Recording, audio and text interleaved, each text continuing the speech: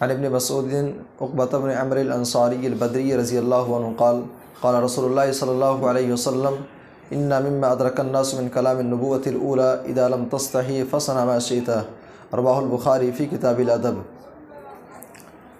معزز سامعین کرام، اسلامی تاریخ میں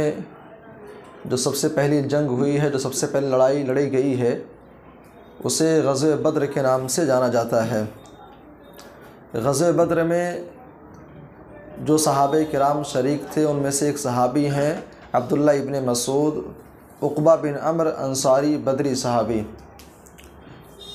صحابی رسول بیان کرتے ہیں کہ اللہ کے نبی صلی اللہ علیہ وسلم نے فرمایا کہ لوگوں تک انبیاء کرام کے تعلق سے جو باتیں موصول ہوئی ہیں، سابقہ جو انبیاء گزرے ہیں، ان کے جہاں بہت ساری باتیں بعد کے لوگوں کو ملی ہیں، ان میں سے ایک بات یہ بھی ہے اذا لم تستحی فاصنع ما شئت، جب تمہارے اندر سے حیا نکل جائے تو جو جی چاہے سو کرو۔ یہاں پہ ایک چیز سمجھنے کی ہے کہ اگر آج ہمارے سامنے کوئی عیسائی آ کر کے یہ بولے کہ عیسیٰ علیہ السلام نے ایسا کہا تھا، آج اگر کوئی یہودی یہ بات کرے کہ موسیٰ علیہ السلام نے ایسا جملہ کہا تھا، اگر عیسیٰ علیہ السلام کے بارے میں، موسیٰ علیہ السلام کے بارے میں، یا ابراہیم علیہ السلام کے تعلق سے، یا کسی اور نبی کے تعلق سے اگر ہم تک کوئی بات آئے تو اس کے بارے میں ہمارا اسٹینڈ کیا ہونا چاہیے، اس کو ہم قبول کریں کہ نہ کریں؟ اہل علم نے اس کے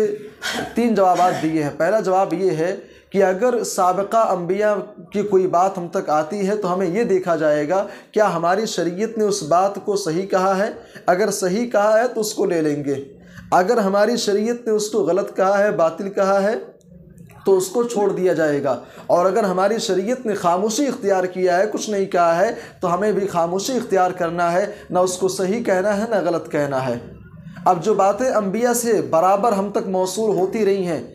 انبیاء علیہ السلام سے جو چیز برابر اولاد آدم کو ملتی رہی ہے، ایک بات یہ ہے اذا لم تستحی فاصنع ما شئت، جب تمہارے اندر سے حیا نکل جائے، جب تم بے حیا ہو جاؤ، شرم و حیا تمہارے اندر سے نکل جائے تو جو جی چاہے سو کرو۔ اور یقین مانیے انسان اور گناہ کے درمیان سب سے بڑی چیز جو حائل ہوتی ہے، روکنے والی جو چیز ہوتی ہے، وہ یہی حیا ہوتی ہے۔ ایک انسان ہے اور سامنے گناہ ہے، سامنے غلط کام ہے، انسان اور گناہ کے درمیان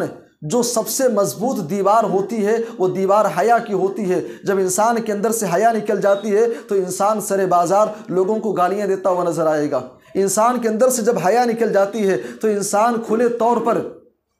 اللہ اور اس کے رسول کی نافرمانی کرنے والا آپ کو نظر آئے گا، وہ زنا کاری کھلے طور پر کرے گا، وہ نشہ کھلے طور پر کرے گا، وہ ماں بہن کی گالی کھلے طور پر دے گا۔ اذا لم تستحی فاصنع ما شئت، انسان اور گناہ کے درمیان جو مانع ہے، جو حائل ہے، یہی حیا ہے۔ اسی لیے اللہ کے نبی نے فرمایا الایمان والحیا قرنا جمیعا، صحابہ کو آپ نے نصیحت کیا ایمان والو سنو، حیا اور ایمان جو ہے نا یہ دونوں آپس میں ملے ہوئے ہیں۔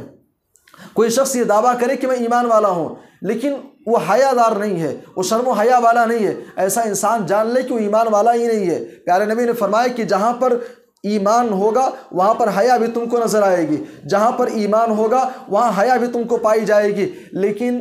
جہاں پر حیا نہ ہو تو ایسا انسان ایمان والا نہیں ہو سکتا ہے۔ اور میں کہہ سکتا ہوں کہ ایسے گھرانے جو بے حیا ہیں، ایسے ماں باپ، ایسے بھائی اور ایسی خواتین جو بے حیا ہیں، جن کے اندر شرم و حیا نام کی کوئی چیز نہیں ہے،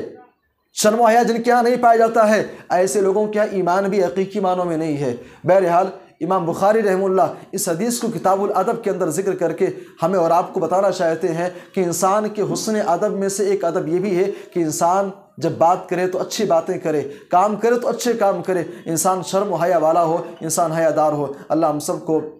شرم و حیا اپنانے کی توفیق عطا فرما، آمین، تقبل یا رب العالمین۔